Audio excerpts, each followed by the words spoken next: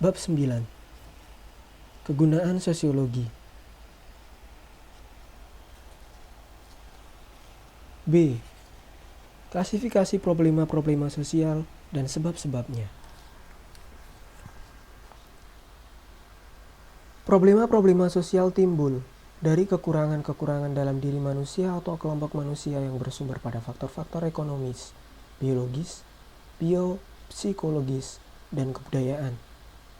Setiap masyarakat mempunyai norma-norma yang bersangkut paut dengan kesejahteraan kebendaan, kesejahteraan fisik, kesehatan mental, serta penyesuaian diri orang perorangan atau kelompok manusia. Penyimpangan-penyimpangan terhadap norma-norma tersebut merupakan gejala yang abnormal yang merupakan problema-problema sosial. Sesuai dengan sumber-sumbernya tersebut, maka problema-problema sosial dapat diklasifikasikan dalam 4 kategori, seperti di atas. Problema-problema yang berasal dari faktor ekonomis adalah antara lain kemiskinan, pengangguran, dan sebagainya. Penyakit misalnya bersumber pada faktor biologis. Dari faktor psikologis timbul persoalan seperti penyakit syaraf, neurosis, bunuh diri, disorganisasi jiwa, dan seterusnya. Sedangkan persoalan yang menyangkut perceraian, kejahatan, kenakalan anak-anak, konflik rasial, dan keagamaan bersumber pada faktor kebudayaan. Sudah tentu, acap kali suatu persoalan dapat digolongkan ke dalam lebih dari satu kategori.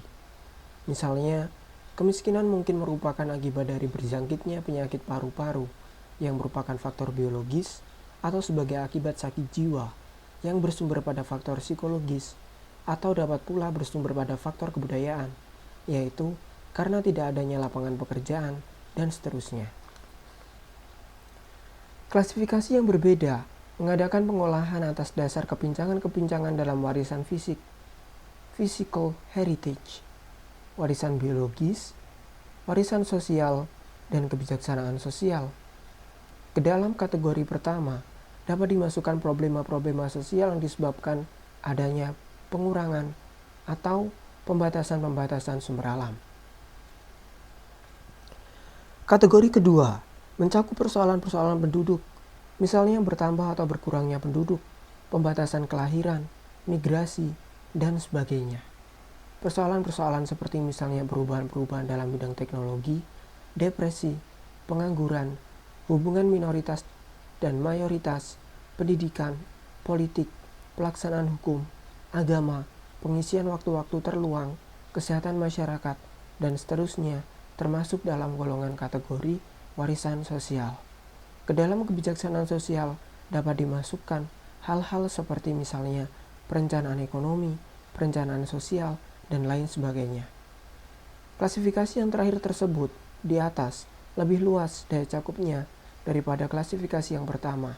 Akan tetapi, suatu persoalan tertentu tidak selalu merupakan bagian dari satu kategori yang tertentu pula. Suatu perencanaan ekonomis misalnya menyangkut soal penduduk, sumber alam, pendidikan, dan seterusnya. Problema perpindahan penduduk yang terlalu cepat misalnya dapat disebabkan karena adanya kebijaksanaan sosial yang baru sehubungan dengan adanya kemajuan-kemajuan di bidang teknologi. Hubungan antara aspek-aspek tersebut selalu ada, oleh karena aspek-aspek dalam masyarakat di dalam keadaan yang wajar merupakan suatu integrasi yang mempunyai hubungan yang saling pengaruh-mempengaruhi.